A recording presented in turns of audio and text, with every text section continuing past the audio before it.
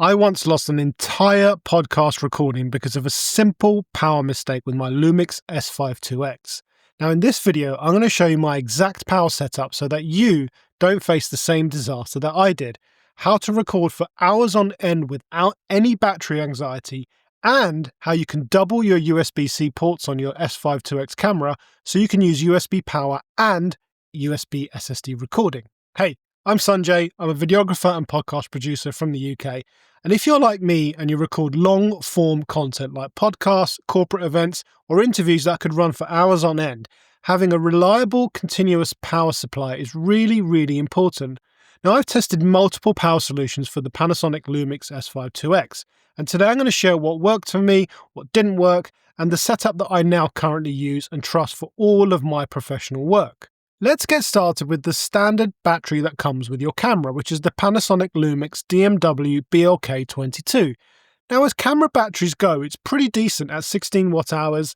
You can expect about 1.5 to 2 hours of continuous 4K recording in standard modes, dropping to about an hour if you're using more power-intensive settings like higher frame rates or higher bit rates. Now, the exact recording time you get is going to depend on a number of factors: your recording mode, your bit depth, frame rate, codec, whether you're using the viewfinder, the LCD screen, or if you have a HDMI output to a screen or a monitor, the screen brightness settings, and of course the temperature that you're in as well. And other power-hungry features like continuous autofocus will also drain your battery. These reasons are precisely why many professional videographers opt for external power solutions. The standard battery is great if all you're doing is still photography, or you're doing some kind of short form video like B-roll or short talking head stuff for social media that's going to be about an hour or less in total duration.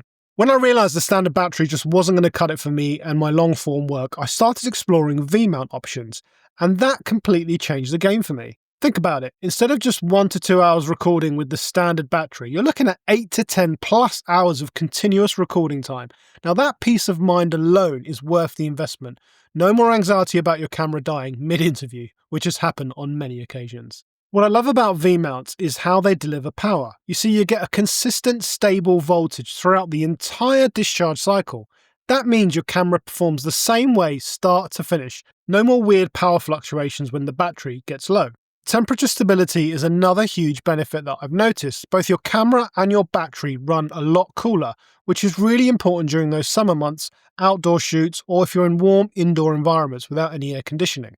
You see, a lot of the heat generated in a camera comes from the battery, and when you're using a V-mount, you're often putting in a dummy battery, so that dissipates the heat away from the camera and into the V-mount itself. The versatility is what really sold me though. My V-mount setup doesn't just power my camera. I can run my monitor, lights, USB microphones, my timecode devices, even charge my phone from the very same battery. It's like having a portable power station that integrates perfectly with my rig. Now to make this work, in addition to the V-mount battery, you're going to need some kind of dummy battery solution, like this one from Condor Blue that I use. It's super straightforward. The end that looks like a dummy battery goes into your camera battery compartment, and then in the other end you get a D-tap connection that plugs into your V-mount. In my real-world testing with 99 watt-hour V-mount batteries, I consistently get about 6 to 8 hours of recording time, depending on my settings.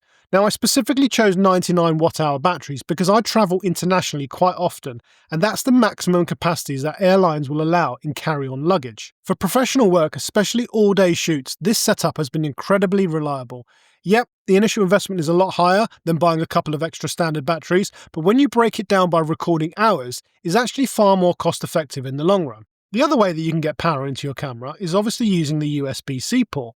Now this is a great addition to a lot of modern cameras where you can actually just use any standard USB-C charging brick and power your camera that way. This has been my go-to and what I've opted in 95% of the shoots that I've been doing. And it's exactly how I powered my Sony cameras when I was on that system. All you need to do is place your camera's original battery into the battery compartment, plug in a USB-C cable, and plug the other end into a power brick, a V-mount battery, or a battery bank.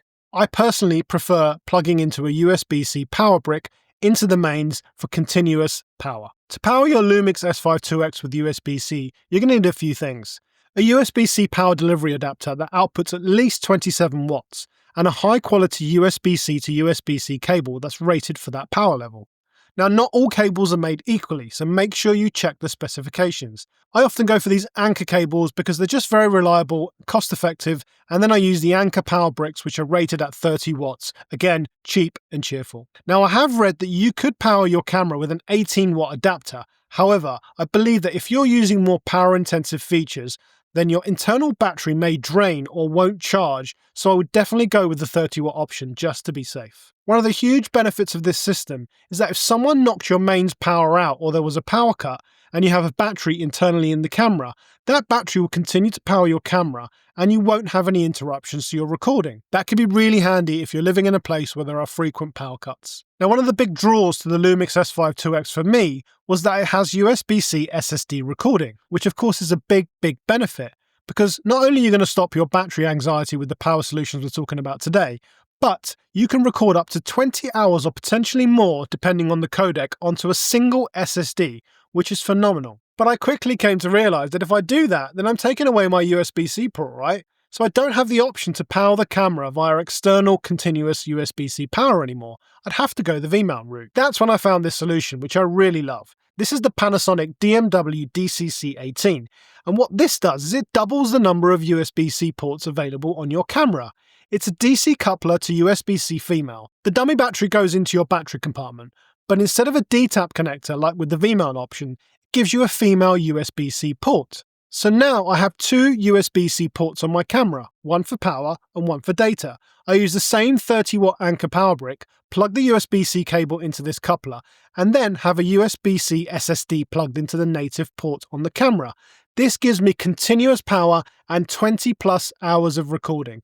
No more camera or storage anxiety. Now, apart from this, the other reason I prefer this option over using V-mounts is due to my travel.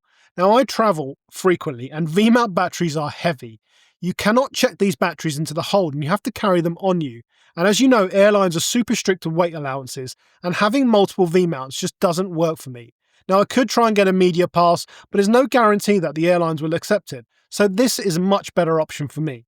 Now, of course, the downside is that I have to have a separate solution for my monitor or any other accessories that I want to power at the same time. But this led to one major issue, which I wasn't aware of, and it really caught me off guard. If you lose power with this setup, you don't have that internal battery as a backup to continue powering your camera. Now, what happened to me was that there was a small power cut that cut power from my camera. My file wasn't completely written to the SSD. When I went to look for that footage on the SSD, all I saw was this file with the prefix MDT. Upon doing a bit of research, I realised that MDT files are metadata files that are created by your camera when recording video. When a power cut occurs during recording, your camera may not properly close the video file, leaving you with this metadata file instead of your actual footage. There is a native Panasonic Lumix recovery utility which allows you to recover these MDT files. However, when I tried to do this, I simply couldn't get it to work. I just kept getting errors, and I couldn't get this MDT file converted to an MOV or an MP4 file, and I'd basically lost the footage, which was a real shame. I even paid for some third-party software which claimed to be able to recover these files, but again, it just didn't work for me. Now, I've lost power like this when I was powering my Sonys via the USB-C in exactly the same way.